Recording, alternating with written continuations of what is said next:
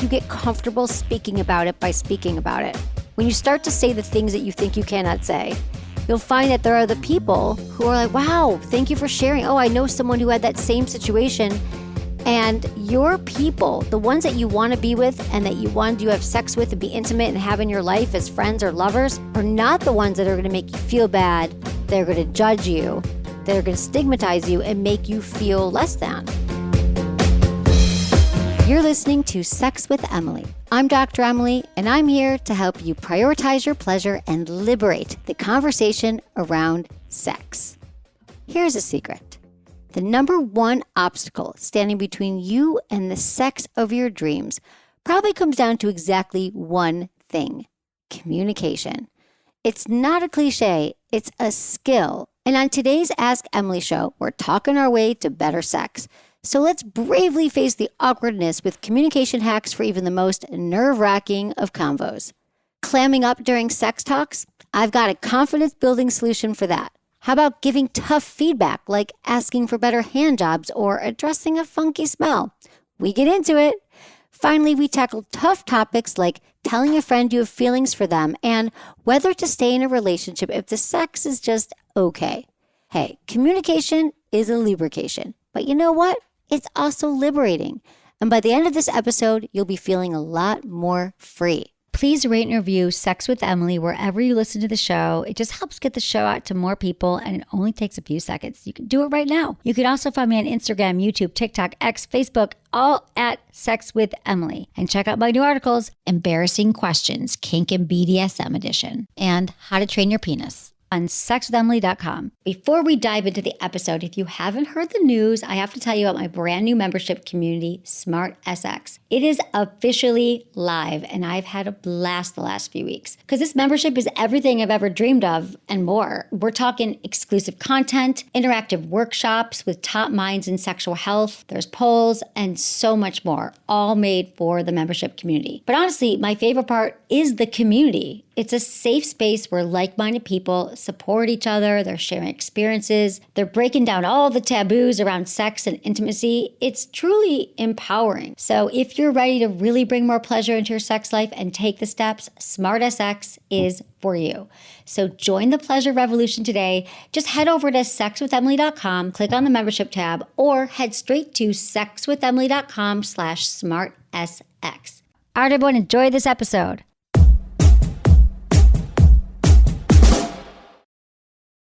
I love my sponsors on Sex with Emily, but one of my favorite companies to work with is Via. When I tell you that you can walk into any room in my house and find a bottle of their Via gummies, it's true. They're not only delicious, but they really work. They allow you to cater to whatever your needs might be. But today, I want to talk about sex. I know, shocker. Via has developed this really unique blend of pleasure-enhancing cannabinoids, libido-strengthening herbs, and a medium dose of all the THC into this one mind-blowing gummy called High Love. Plus, get this. Via just dropped their High Love bundle, which includes a pack of gummies and a THCA vape, so you can unlock the full experience at a reasonable price. High Love is definitely my favorite of Via's products because I'm all about pleasure. And as someone who struggles personally with ADHD, I'm going to be honest, sometimes I struggle being able to focus when there's just so many thoughts and tasks flying around through my brain. But Via's High Love gummies, they just immediately put me in the mood, but they also allow me to feel in my body and refocus on every sensation, so I'm not in my head. They're just next level, you guys, and I'm telling you, try these, you won't regret it. Plus, holidays around the corner, what a fun gift for a partner to just keep things interesting and hot. And the best part, Via legally ships to nearly all states in the U.S. in discreet packaging directly to your door with a worry-free guarantee and no medical card required. If you're 21 and over, visit viahemp.com, use code Emily to get 15% off your order. That's VIIAHEMP.com. Use code Emily for 15% off. This holiday season, enhance your everyday with Via.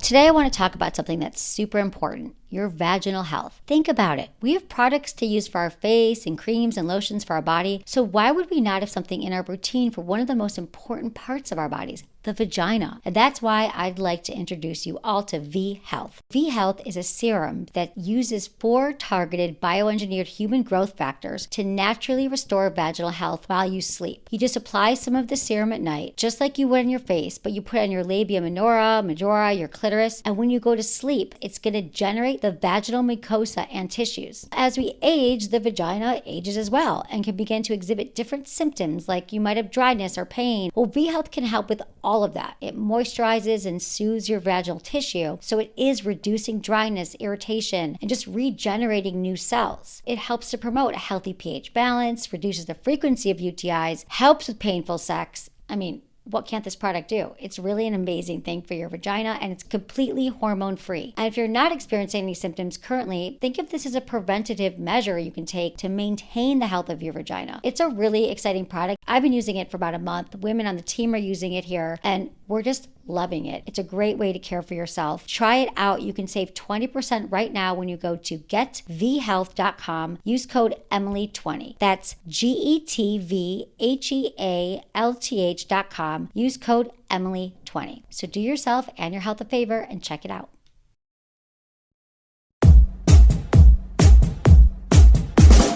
We have Jessica, 33, in North Carolina.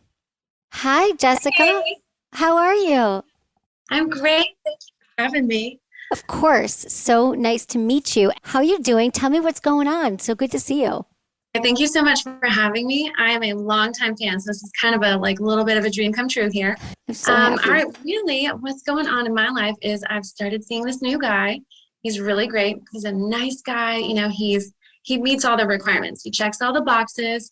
He just fulfills everything for me, except kind of that small little detail of it's a little lackluster in the bedroom, if you will. And I really just want to know if that is something that is a big enough issue to kind of put the brakes on the entire relationship. I don't know if that's going to become a huge problem down the road, or if that's something we can work through, or I don't know. It's a good question. I mean, so my question is, and you've been together for... I think about 9 months now. We're heading towards a year. So that's kind of a long time. Yeah. Okay. So here's the thing. It's funny because actually Esther Perel was on my podcast and we talked about this, and we said, how important is sex in a relationship? And everyone gets to decide for themselves. Now, if you have 2 people together and both decide sex is not the most important thing to us, we're best friends, we split the house duties up, we're really good parents, but you get to decide how important it is. Now, I believe that sex is something that you can work on, but you have to have 2 willing partners. So what are you missing right now in the sex life? It's not for a lack of communication on my part, and it's not for a lack of trying on his part, but I think he's just a little bit more modest, a little more reserved, and I don't know that he truly knows what I mean by spicing things up or, trying new things. It's a little awkward for him, I feel like. Well, Jessica, you're right. And I'm here. I've never met him. He doesn't know what you mean by that. He has no idea what you mean. And in fact, it probably terrified him. But this is great news because he probably is nervous to talk about it. Hasn't ever maybe had a partner who has addressed this with him before. And so he feels perhaps intimidated, like he's letting you down. And what the hell does spice it up mean? So maybe you could tell me what it means to you, and then we could figure out how to have a conversation with him about it. Ooh, that's a great idea. Okay, so I guess really this part isn't spicy, but just more sex in general, maybe not once every week and a half. That's just really not enough for me. But I was trying to do exactly what you said. I didn't want to overwhelm or intimidate him. Didn't want to frighten him and have him think, that I hate our sex life. I just need step 1 more of it. And then kind of going from there, a little less vanilla, a little more exciting. Okay. Well, see, this is what's really cool. Now, you said you've been listening to the podcast for a while. Oh, yeah. So, I mean, a lot of couples, we had someone call last week and that they listened on a road trip for 6 hours to the podcast, and then people Me too. stop. Right? Okay, right? People always like, I listened on a road trip. I'm like, great. So maybe it's more, maybe it would be helpful if you guys were making dinner one night and you played it, and then you said, this is my favorite podcast, and then you stop it when something comes up that you guys want to talk about, so he can start getting comfortable hearing the language of sex and communicating about it. Because my listeners know this and my friends know this, but most people are not comfortable with the topic of sex. So I would get them comfortable, maybe listen together, read some articles on our site. You could do our yes, no, maybe list that we have on the site. But this might be jumping the gun a bit, because the first thing you're saying is it's not even the quantity isn't even enough. It's not even about the quality right now. You're like, he wants so that's an important conversation about frequency of sex. So you could start with the conversation saying, I realize that sex is important to me to connect. I love when we connect. And for me, I'd love it a little bit more frequently. I know your face. So why is that so? What scares you about that? I just feel like a man hearing that, oh man, I feel like, isn't that a shot to the ego to hear like, oh my God, my girlfriend's like not satisfied with the amount, like I haven't been pleasing her enough. And I don't want him to think the last 9 months have been kind of a wash, but they've been a little bit of a wash. Just a bit. Well, Jessica, I'd love to use this as like the banner question of what goes on in the show, because the reason why many of us do not talk to our partners is for that exact reason. So then we silently suffer through mediocre sex that isn't satisfying because we're so afraid we're going to bust their ego. That could happen. And that is a totally realistic scenario, which is why we don't do it. So the way that you do it is you reassure him. You start with the compliment sandwich and you say, it's been 9 months, and you start with the compliment. That's the first layer. All the things you love about yourself. I want you to know that I love our relationship. And then the middle part of the sandwich would be, and I realize that sex is something that's actually really important to me. And whenever I see you, I want to have sex with you. And I feel like we have sex, one time in 9 to 10 days. And for me, I'm feeling like I would want a lot more. The last part of the sandwich is, and I really want to work on our relationship and I want to continue to grow. But I realize in my past relationships, I never talked about sex. And this is new for me too. So you kind of reassure him with a shared experience. And you might have to say it a few times. And you could probably read his face if he looks like, oh God, and say, no, babe. Like put your arms around him and say, this was really hard for me too. Because I don't want you to feel shamed and I don't want you to feel bad and I don't want to impact your ego, but I also want to get my needs met. And so I'm practicing. Will you practice with me? Will you learn with me how to communicate about sex? Yes, I love that. It sounded so gentle when you said it. It's exactly what I'm trying to achieve. Well, yeah, you could practice it. You could write it out. You could talk to the mirror. You could talk to a friend. So how would you say it? You want to say it back to me? Yeah. And I think also a little bonus here, I'm going to incorporate something I listened to on the road trip on one of your podcasts where you guys were talking about the Gottmans and, the love languages. And I've learned that mine is physical touch, which actually came as a surprise to me. I thought that would be like 2 or 3, but no, it's number 1, pretty heavy. So It kind of makes sense that I am needing this bit, right? So I guess I would probably start, and really, I loved all the stuff you said. Like, babe, I just want you to know, like, I'm really extremely happy. This has been the best 9 months of my life thus far.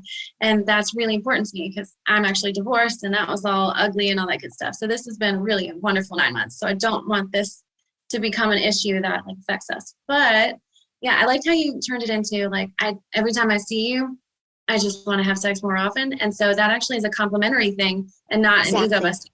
No. So yeah, I want to definitely focus on that. Because yeah, who wouldn't want to hear that? Like, oh, I'm that hot. Like, thank you. I would love that, right? Exactly. You just flip it. Not even the butt. And every time I see you, I want to have sex with you more often. I want to have sex with you. I want to touch you. Like, period. Because that's true. That's exactly it. You just have such a good way with words. And then I really loved how you ended it, expressing how this was a difficult conversation for me to have and that I am practicing, because that is true. Sex, previously was something that my ex-husband wouldn't want to talk about. And so it kind of just was what it was. And here I am, I'm 33. I've taken control of my life a little bit more. So this is a good problem, right? Exactly. Jessica, that was great. And you did such a good job. I mean, really, you're so loving. And here's the thing, you have to remember, it might take a few conversations with him. He's not gonna be like, I got it.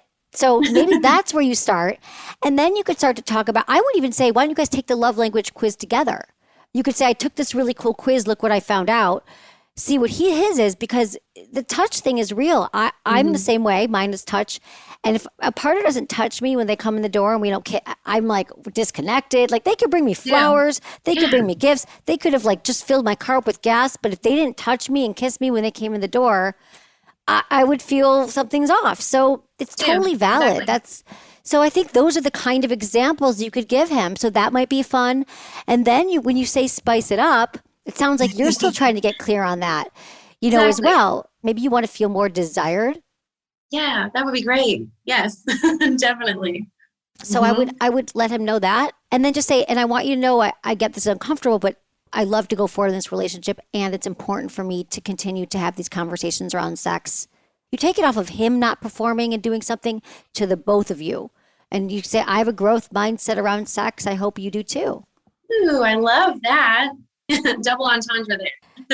Exactly. Right. So good, Jessica. Well, thank you for your call. And I so appreciate this. And I'm feeling good about it, but you can always call back in and we could do another call. Perfect. I would love to. And thank you, Emily. Have a good one. You too. Bye. All right. I hope this made a lot of you think, I realize that there are some things I'm not communicating about in my relationship that might just take a conversation to make our sex life stronger and our relationship stronger. What's holding you back right now from having that conversation and asking for what you need? Think about it. Is it about hurting your partner's feelings? Is it you're not sure what to say? Are you afraid they're going to leave you? What's the roadblock that's preventing you from having these conversations? And see if you can break through that. You can do it on your own right now. You can always call into the show. Okay, this is a question from Instagram. How do you tell a girl she's bad at hand jobs, but she really wants to finish you off? No sex. Well, I have a question for you. How do you feel if someone says you're bad at something? That doesn't feel good at all. So let's reframe this, all right? Let's first think about what you do like about her. And what does she like about you? Meaning, one of the best ways to get what you want is to give, right? Giving is receiving. They're all connected. Have you ever talked to her about your sex life? Do you know what she's into? What could you become better at? Are you fulfilling her fantasies? Because you don't want to go right in with the like, hey, babe, you got to give me a better hand job, right? What makes her happy? What makes her feel good? The other thing is, let's talk about hand jobs for a moment. She might not have a lot of experience giving hand jobs. Every penis wants something different. I'm not sure what's bad with the hand job, but you could say, oh, you know what feels really good? Here's a bottle of lube. Maybe you want to use this. Maybe the hand job's too dry or she's going too fast or too slow. But the thing is, giving feedback also, saying, hey, you know what? Using this lube might really help you there, and it feels really good to me. And then if I'm giving a hand job, help me out. Tell me, faster, slower, tighter. I think that that's all okay. And remember the compliment sandwich. You want to tell her things that you really like that she's doing. I've been fantasizing about being with you again. I miss you. It's awesome. And next time she goes to give you a hand job, you can say, oh, look what I got. This can make this job a lot easier because you know how I feel about lube. So that's what I recommend. You'll get your hand jobs and let's see what she wants your hands to be doing on her body. Okay, next call we have Monica, and she's a female and in her late 20s. Monica wrote me a message at sexwithemily.com/assemily. She says she just got into a new relationship with a guy who wants ethical non-monogamy, but she's pretty monogamous. You've been with him for how long? 3 months. Okay, you've been with him for a few months, and it's your first real relationship. Mm-hmm. And it's not really something that you have been interested in before. So are you looking into it for this particular guy that you've just met? Or the more you've started to learn about non-monogamy, do you think it's something that is interesting to you? Like, what are the intentions here? My intentions are not so much for me to find additional partners, but more to understand our relationship in this context. For me personally, it's not something I'm necessarily interested in. I think a lot of my anxieties around like being wanted and feeling valued and all of that can kind of set me up for jealousy and can set me up for like wanting a person to be in a close bond with. Yeah. And at the same time, I really like this person. Everything has gone really, really well so far. I will say he hasn't been with anyone else since we met. So he's not like actively pursuing it right now, but it is something that like is a factor in this relationship. Well, it sounds like you know yourself really well and you're very thoughtful and you are being careful about this in the sense of you want to make sure you're doing the right thing and you're well prepared because you're asking for resources. And you know that you have challenges around jealousy and, anxiety. And so I'm not sure that this experience of kind of trying to learn to be a non-monogamous partner while you stay monogamous in your first relationship with somebody who is going to want to see other people is maybe the best way to go right now. I'd much rather have you find someone who wants to be, I know this isn't what you want to hear either, but I'd much rather have you find somebody who wants to be monogamous right now and do that work, because you're going to be worrying where he's at. I mean, he hasn't for 3 months, but that's like the honeymoon phase. That's the best part of any relationship, or at least it should be. And then he's going to say to you, hey, I've got a date tonight, or I've got something else happening this weekend. And so I would much rather have you have experience under your belt of being in a trusted, committed relationship, learning what that's about, learning your body sexually. And then maybe we can talk about non-monogamy. But I don't love the idea of you kind of giving everything over to what this person wants before we even know what you want, Monica. Yeah. Like you said, not necessarily the answer I wanted to hear, but it makes sense. And like you're saying a lot of the things that I, can certainly tell myself in the back of my head. I am curious, something that we discussed up front when we talked initially about like, what are you looking for right now? He did say that he was looking for a primary partner and that the people he's been with recently have been like, he's interested in them as, humans and like sexually, but there hasn't been any like romance there. Right. Which is something that is definitely there with us. So I don't know if that makes a difference in the way you're viewing it. No, it doesn't really, because I just don't know how well you know this guy yet. Is he also is in his late 20s? And so he's not romantic with them, but he's just having sex with them. It just gets really, really tricky. I have to say, people who are in successful non-monogamous, it's rare that I hear from people or I even know about people who choose to stay monogamous while their partner is non-monogamous. So I just don't even think this is a scenario. And everything that you're telling me about your situation, I don't think this is going to go well for you. I really don't. And I understand that you have feelings for him, but I would continue to date on your own if you can. It's hard to say that this person's not romantic and this person is romantic, because when you have sex with someone repeatedly, even if it's your secondary partner, you see him more often, you get closer, you start to have more intimacy. And then for you not to have anything else to bring to that table, you're just waiting for him to come home or to see him again. A lot of the thrill and a lot of the excitement for people in non-monogamous relationships is that both partners are benefiting by getting needs met from other partners that primary partner can't necessarily fill. For example, sometimes the primary partner can fulfill it, but they just want variety. There's a lot of different ways that these kind of relationships work, but I'm not hearing any of them well suited to where you're at right now in your life. Mm-hmm. Yeah.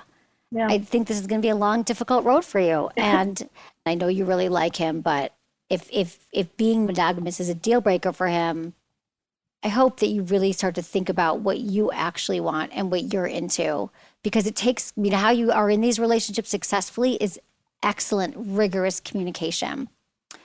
The other thing I'm going to say about people in non-monogamy, traditionally, it works best when they're already been monogamous for a while, not 3 months, but like years. Mm-hmm. And if they do come together and decide to be non-monogamous, typically both have experience with that. So you're like learning everything on the job here. Yeah, definitely.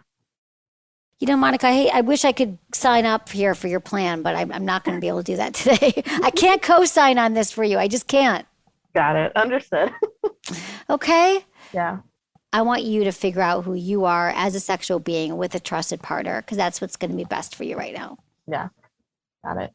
All okay. Right, well, thank you. Thank you, Monica. Have a great day. Yeah, I appreciate you. Thanks for calling.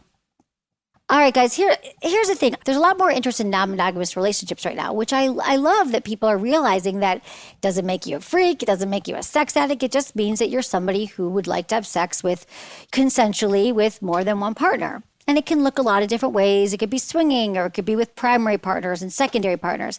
However, the thing that these relationships do have is practice communicating openly and honestly about your sex life and your desires and what you want, which, as you know, if you've been listening, it takes some time.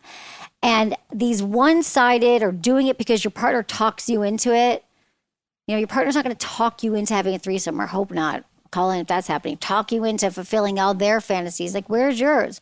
Where's your needs? What kind of relationships do you want? So again, after 3 months, sometimes I think we can be riding on the newness of our relationship and we don't really know the person well enough yet to make these kind of decisions.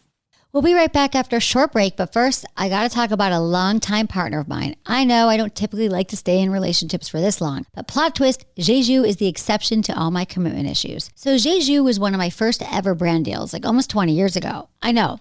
I can't believe it either. And when I'm asked what my favorite toys are, one of my go-to answers is still the Jeju Mimi. I mean, it was love at first buzz. It was one of the first vibrators I tried in my career, and I still gift it to all my friends. But get this. This is the announcement. Jeju has just come out with Mimi's cousin. It's the Jeju Hera Flex. This toy is a customizable rabbit toy. So it's a rabbit vibe, which means dual stimulation. It uses 2 different ends for 2 different pleasure spots. The soft tip sends deep rumbly vibrations directly to your G-spot, while the flexible thumbs stimulate more of your external clitoris. So basically, it's the ultimate blended orgasm, and part of it uses the same motor as the Mimi. This rabbit toy has a fully flexible shaft to bend in any position so it can move in perfect rhythm with your body.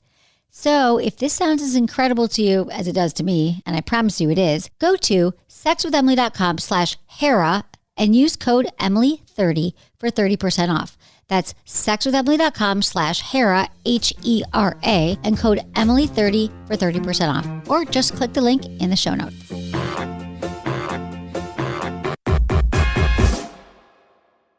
If you've been listening to the podcast, you already know that I'm a huge fan of sex toys. And you know the story that one of my very first loves was the magic wand. And in fact, when I got my magic wand original, it had a cord attached to it. I loved it so much that I drilled a hole in my nightstand just so I could have the cord reach through it and use my magic wand while still in bed. That was devotion. So this wand-style massager has been a bedside drawer staple for 55 years. But don't just take my word for it. Time magazine named it one of the most influential gadgets of all time. And the rumble is what truly makes the wand unique, because it just feels all good over your body, all those nerve endings for your genitals or even just your back and arms. But check this out. If you haven't tried their newest arrival, it's the Magic Wand Micro. It's a pocket-sized vibe and has all the greatness of the other models, but with this impossibly tiny package. It's only 4 inches, it's totally rechargeable, and the size of a keychain. I mean, how cute is that? And just like the larger models, this Magic Wand features a soft silicone head and a flexible neck, so you can just hit all the right spots. And I've been telling you for years that size doesn't matter. It's more about the motion. And oh my God, the Micro is the perfect example of just that. It's super discreet. You can bring it on the go. Plus, it's a convenient toy to whip out during partner play or wherever you want to. Get yours today at shopsexwithemily.com/magic wand. That's shopsexwithemily.com/magic wand. If you're a longtime listener, you know that one of my all-time favorite toys is the Jeju Mimi. Well, get this. This vibe now has a rival. It's a dual stimulation vibe, so it's literally 2 different toys for the price of one. It's Jeju's Hera Flex. It's their new customizable rabbit vibrator. The Hera Flex has these external clitoral rabbit ears that use the same motor as the Mimi. This is like a dream. And then there's an additional internal vibrator. So it's like having a Mimi and an internal vibe together, but all combined in one toy. So it has this really soft, squishy tip that provides deep, rumbly vibrations directly to your G-spot, while the flexible thumb stimulates more of your external clitoris for that ultimate blended orgasm. I know you've been wanting one. Hera Flex uses Jeju's new Body Flex technology with a flexible shaft that can be bent into any position, which means this one's going to work. You are going to be able to make this create all the magic you want. It's also super quiet because of the ultra low frequency vibrations. Love a quiet vibe. Clitoral stimulation, G-spot, both, neither, whatever you want this toy to do, the Hera Flex does it all. So check it out now. Head to sexwithemily.com/Hera and use my code Emily30 for 30% off your order. That's sexwithemily.com/HERA and use code Emily30 for 30% off. You're getting early access to their Black Friday discount, so hurry before it's over.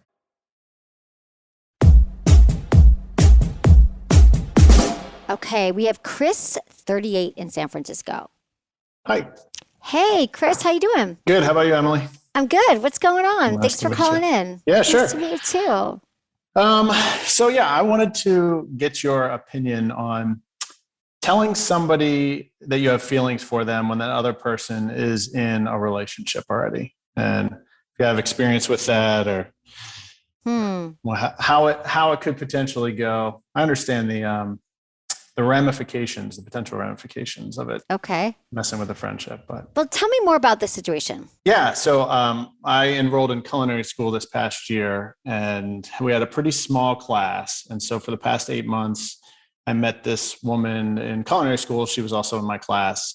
And so I was spending a lot of time with her and my other classmates. And so we've had a chance, to organically get to know each other and kind of develop that friendship and chemistry and connection. And over the course of the year, it's just, you develop feelings for somebody, and I want something more than a friendship. Mm-hmm. And over the course of that time, I also learned, I would ask her about her relationship. I learned that she had a boyfriend, and, would ask about him. And the feeling that I got was very lukewarm, and just, I don't know, that sense of like, I hate to say this, but like maybe she was settling, or that she could be happier. And that, and combined with what I felt as a connection with her, and maybe some feelings on her end, kind of has me now to this point of like, oh, do I say anything or not? How often do you guys see each other? What's your friendship like right now? Well, class just ended 2 weeks ago. So we've got plans on the books with the group of class. We're a small class of 8 people. So I'm going to see her Sunday. She's coming over to my house with a couple other friends. We're going to make dinner. And then her birthday's later this month. She's having a little party at her place. I'll see her then. And, yeah. Do you ever get any sense from her that there's a mutual attraction, or that she would take this to another level? Kind of. Yes. Okay. I All know right. I know it's like a lukewarm answer, but Well, but we can feel these things. So I think that if you have feelings for someone, and it sounds like it's pretty strong, and you have this bond and you've spent time together, that you're not really friends in a sense. I mean, you're friends, but it's really hard to kind of turn off the feelings you have for someone. So I think there's a way to do it that could also, though, preserve your friendship and just be really honest. And you have to be prepared for the answers as well. And I would talk to her, maybe if you could go to lunch or go for coffee, and just say, I really like our friendship, and I just want to check something with you, because I will be so, I can't imagine, if I didn't do this, how it would feel to not have said this. But I do feel that there's a connection with us, an attraction. I know you're in a relationship.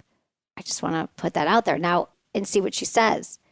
I mean, my take on it is like, this is like my own opinion, is that like, you're not really friends if you don't, but I see also the other side of it could be, well, that's not fair. She's in a relationship. You're going to mess it up. And how could she really be friends with you? And that's also a risk.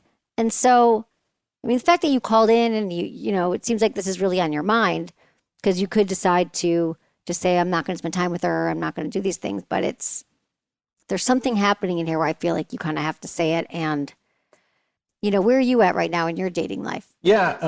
So I'm divorced. I got divorced like 2.5 years ago. And so I've been dating since then, and nothing longer than 3 or 4 months. I was enjoying a single life and just kind of having fun. But I think what's different for me now is developing the relationship over the time versus, going out on a single date, or, learning about going through the apps and just like, that type of interaction. Right. I also have this feeling that like I recognize from past women that I've been in love with. And I'm not saying that I'm in love with her, but I just know the gut feeling of like, the butterflies and just that like, oh, it's our connection. I just feel something different with her than I have with other women. Has anyone else said anything to you in class? Like they see this connection? No. I haven't told anybody else in class. I was contemplating talking with somebody else to see if they saw it, or if they were like, no. I don't know. I think I'm just struggling with like the respect thing. Like, is it disrespectful for me to say something to somebody else who's in? And it's not like she and her boyfriend just started dating. They live together. Yeah. Okay. I mean, so you know what? I think I think you're going to see her 3 times in the next month. Mm-hmm. So I think you're probably going to have more information.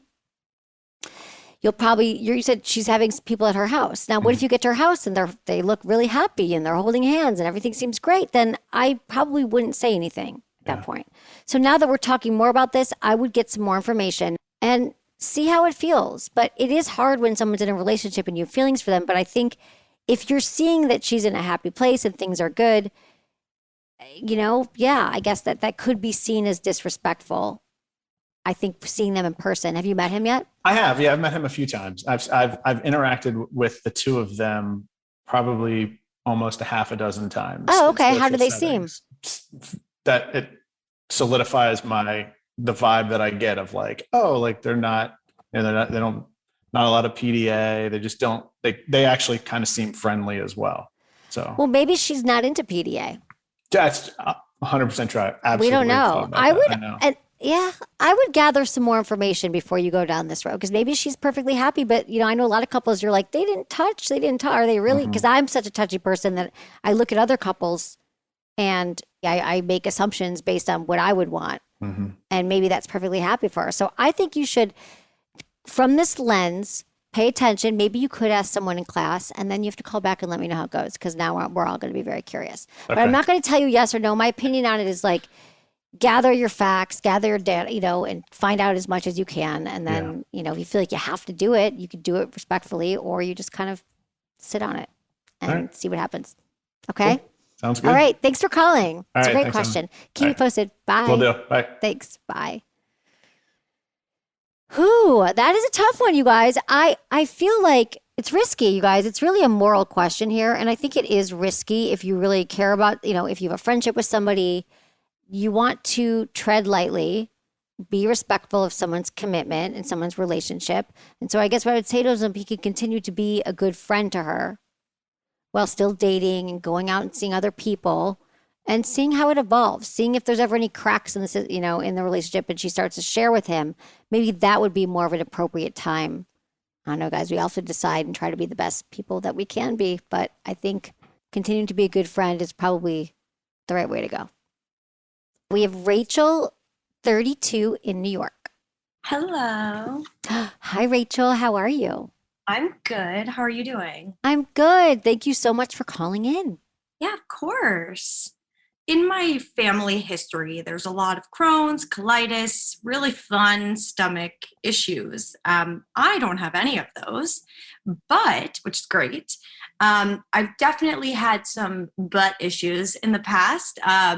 Hemorrhoids, internal, external, in general, sitting in the bathroom, which we should normalize. But more recently, I had a more serious hemorrhoid, which I then had to have a little bit of outpatient surgery.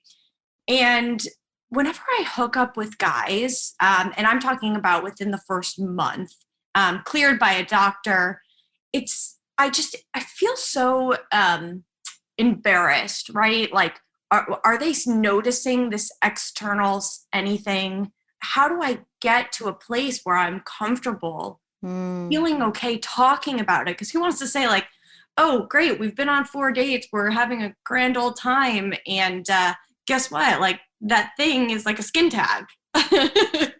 Yeah, I think, first off, I don't think that people notice what we think that they notice. And yeah, I have to say, get comfortable talking about it. I have skin tags. I'll say like, oh, that's a skin tag. Like I say those things. I dated a partner with Crohn's, and he was like, I just want you to know I have Crohn's. I'm like, okay, like he just told me this is what it is. And so I think that the more you get comfortable just stating it, it shouldn't be shameful and it shouldn't be embarrassing. I understand why it is. Don't get me wrong, Rachel. I get that no one wants to lead with butt stuff, like as far as like, this is my problem.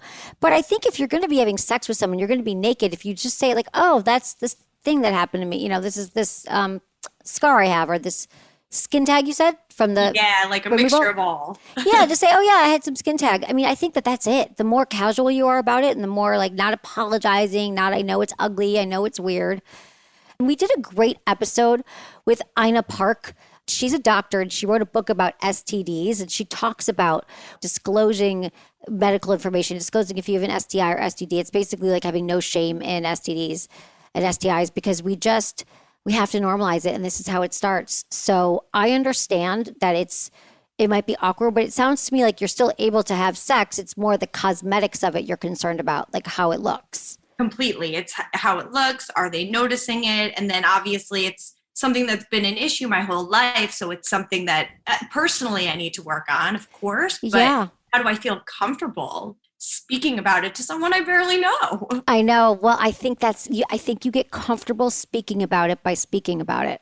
When you start to say the things that you think you cannot say, you'll find that there are the people who are like, wow, thank you for sharing. Oh, I know someone who had that same situation. And your people, the ones that you want to be with and that you want to have sex with and be intimate and have in your life as friends or lovers, are not the ones that are going to make you feel bad. They're going to judge you. They're going to stigmatize you and make you feel less than. I think we all have all this huge fear that everyone's going to just shut us down. And I just say they're doing you a favor because they're not your person. Yeah. You know, I've dated people with STIs and they're just like, oh, I want you to know I have herpes. This is what I do. I take a daily suppressant. I'm like, great. Like there's something to be said for just stating it outright. It takes away all the stigma around it. It makes it less shameful and it's just matter of fact. And I think that's sexy, actually, somebody who is powerful and strong and states it. And you'll find when you say that to some partners, they might have their own things to share with you. So Right. all I can say is it's a practice, but one that gets a lot easier and you'll feel so much more empowered and ready for what's to come in your life when you can start to have those kind of conversations. Yeah, that's great advice because I think I'm always thinking, what, of course everyone's thinking, what are they looking at? What all these things, and do they notice these things? Right.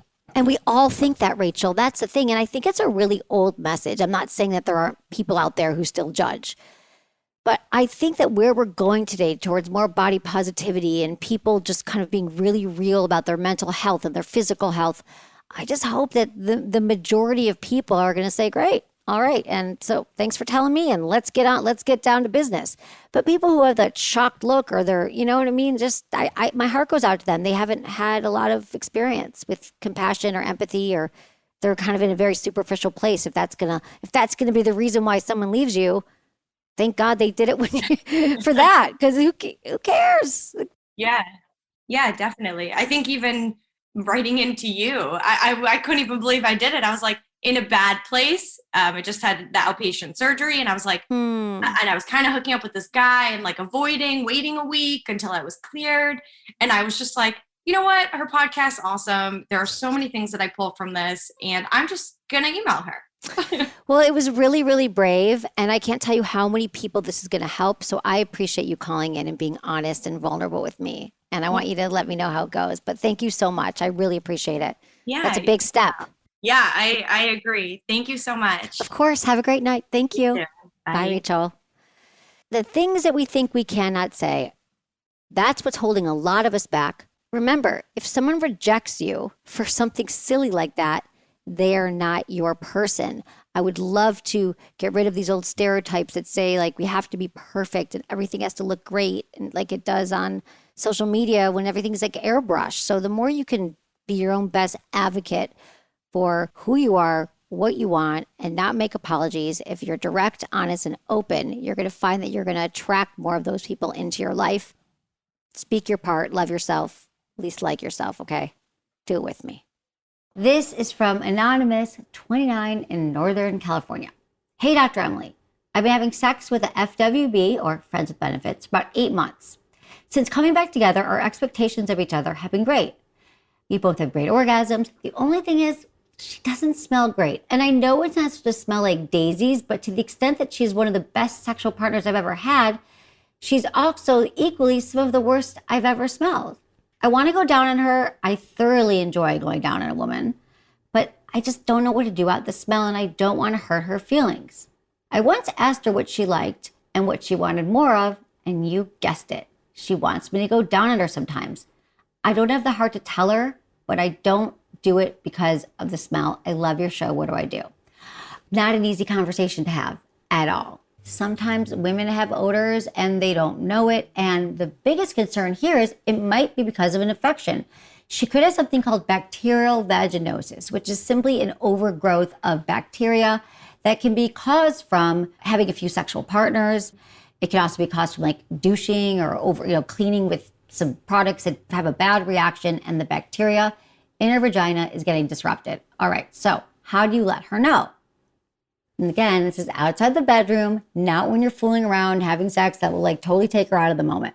But what you want to say is, listen, I love going down on you. You know how much I love pleasing you, right? We got to like lead with this stuff. And I need to talk to you about something. It's really uncomfortable, but I'm a little bit worried about your health. Lately, I've noticed that there is an odor, and I've done a little bit of research that it could be something that you could just take care of. Go see your gynecologist. It could be something called bacterial vaginosis.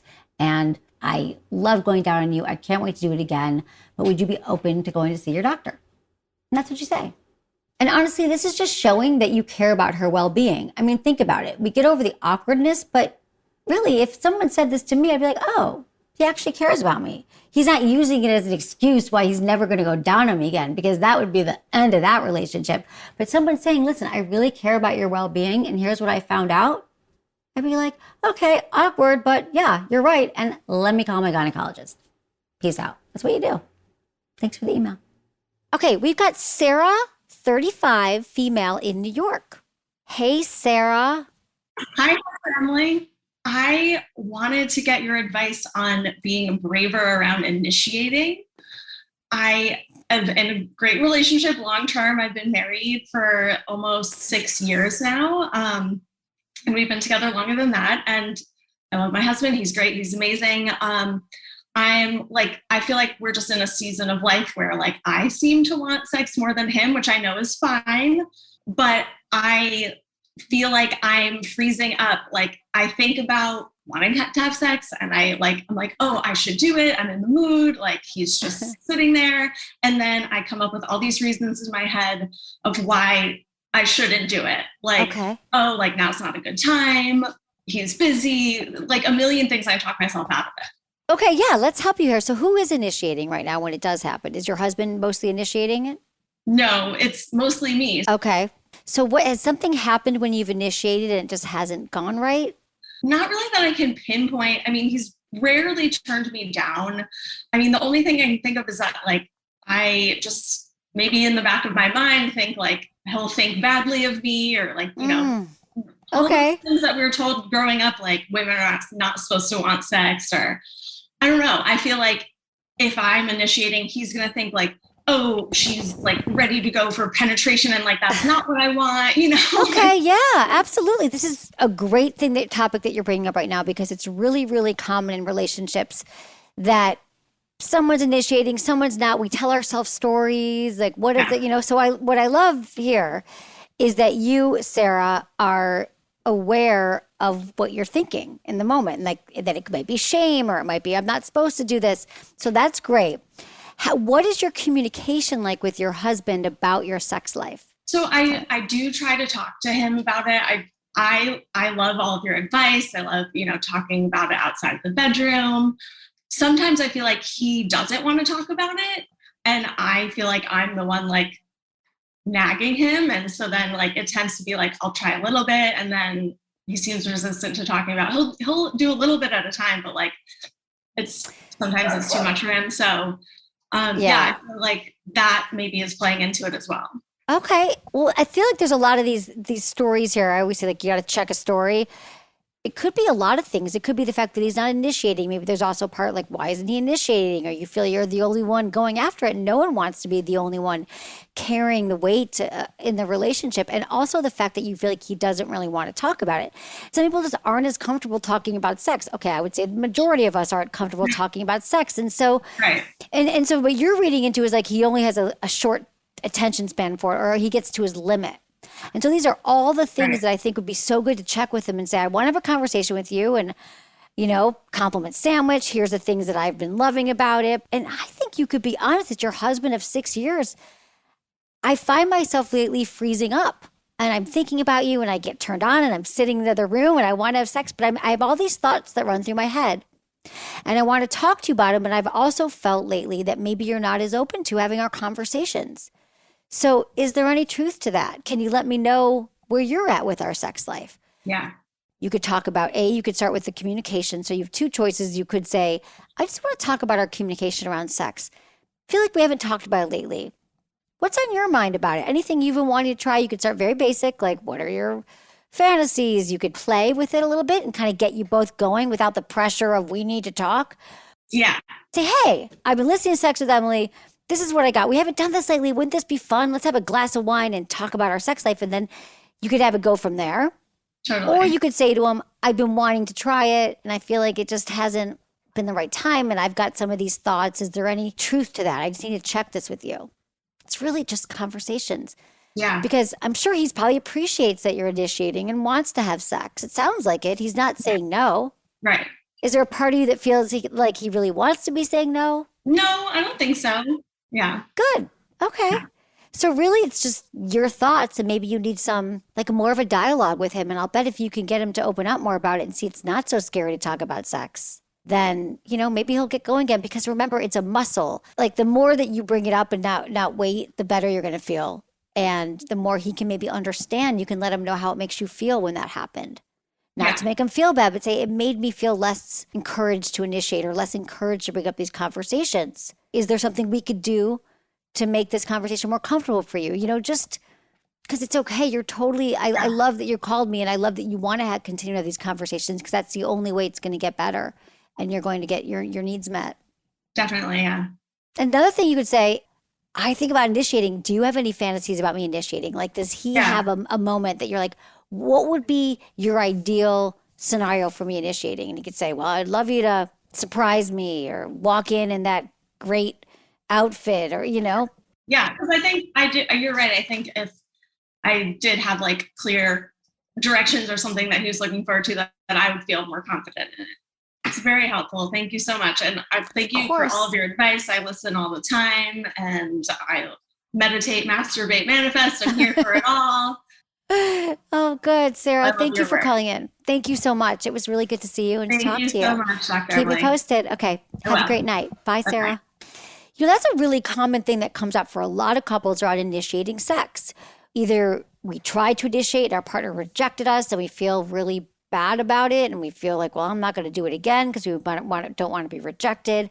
If you think about it, if no one's initiating, there is zero sex happening. So whether it's talking to your partner about what would be a hot initiation scene or getting to the root of why you feel that it's not okay to initiate are all really great roadblocks to clear out that will make it a lot easier for you in the future to start having the sex that you desire.